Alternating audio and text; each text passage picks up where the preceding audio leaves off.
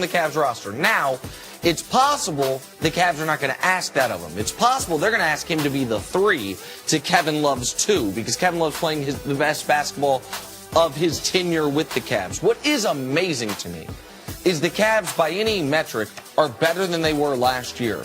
And they lost Kyrie Irving and thus far have gotten only Jay Crowder back for him. So the Cavs don't desperately need Isaiah Thomas the way it looked like they were going to the first couple weeks of the year. If LeBron continues to play the point, just how Isaiah's practicing right now from the corner, he could stand in the corner and make the Cavs a lot better basketball team. Why? Because you must guard him. Because if you leave him open, that's automatic. And come out to the three-point line, he can get to the hole. So he has the type of skill set that immediately will have an impact on the Cavs. All right, and finally, the Celtics have reportedly been targeting Anthony Davis in a trade. Makes sense for Boston. Davis is averaging 26 and 11.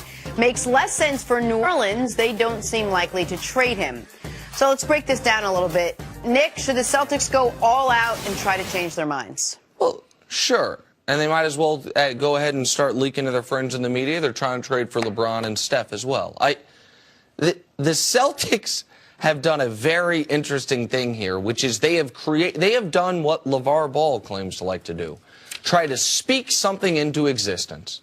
Anthony Davis has not been on the trade block for 1 minute of his NBA career. And Anthony Davis will not be on the trade block unless and until he goes to New Orleans and says, you have to trade me.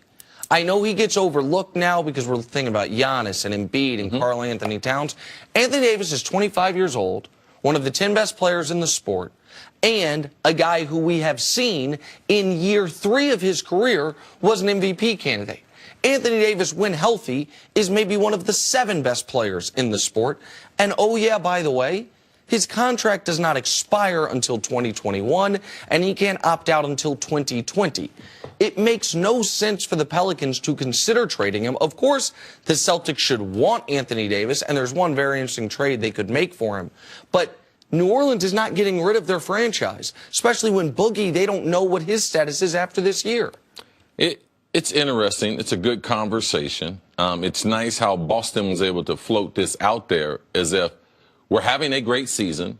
We've got a lot of good young players, but we're not staying pat where we are. Now, before they acquired Kyrie, there was a lot of criticism with Danny Ainge. What's he going to do with all these picks? Like, when's he going to get better? When's he going to get a superstar? Now, he has one. So now they're just trying to keep the momentum going as if they're keep trying to improve the team. I think this is a shot in the dark. There's no chance Anthony Davis is going to go there. And just my own personal preference, Anthony Davis should not be traded. He should be stuck in New Orleans on a non-playoff team until he gets his eyebrows waxed. Oh, wow. Like, he needs his eyebrows expert waxed. Given. Yeah, I mean, he has one eyebrow. Yeah. All human beings, typically, they have 2. It's just part a of little his brand. There is no brand with a unibrow. You think he's making money on that? Yeah, it's like a logo. Okay, how much money is he making on that? More than he'd be making if he had regular eyebrows. People. Okay, how much money do you think he's making? Because he's making over $20 million. How much money is he making on some brand? Okay, well.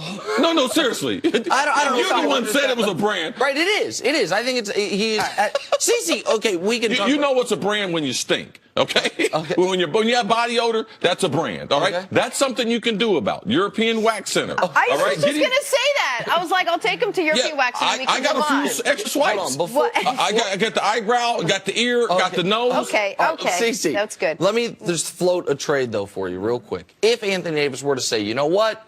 I've let Danny Ainge and his media minions get in my ear. I do want to go to Boston. We've seen the Celtics be very cold and calculated with their trades, right? We saw what they did with Isaiah Thomas.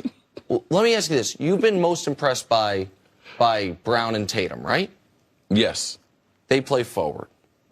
Yes. The best trade asset as an established player the Celtics have right now is Gordon Hayward. Gordon Hayward does not have a no-trade clause. Gordon Hayward's salary matches up, and with Brown and Tatum playing as well as they are, it is a redundancy to a degree.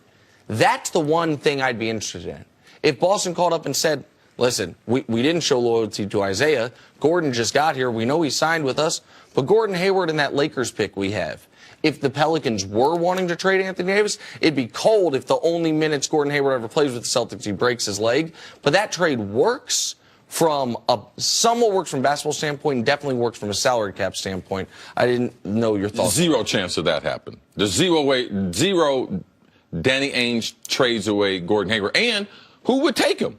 So you in New Orleans, you would trade the unibrow for Gordon Hayward just shattered his leg. No, listen, I said I wouldn't trade Anthony Davis, but as far as you don't think Gordon Hayward right now has real trade value because of the broken leg? Who would take him, though? Well, I mean, we've seen... No, who would take him? Oh, I think knowing that you got those two young forwards, what kind of deal are you going to get for Gordon Hayward now? Oh, I think the vast majority of teams in the league, Gordon Hayward were on the market, would want to get him. We've seen guys come back from that broken leg. No. We saw one person, Paul George, come back from a dislocation. How good is Paul George right now? He was just as good post-injury as pre-injury. 2 years afterwards, not post-injury, Nick.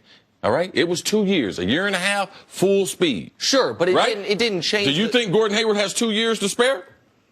Because that's what he had a total dislocation. Right. All right? And he's not going to be healthy 100% for a year and a half. Where are you going with that? Who wants that? Okay, well, I think I'd rather have a unibrow myself. Okay. Just yes or no. Do you think Anthony Davis would want to play in Boston? He said he wants to win.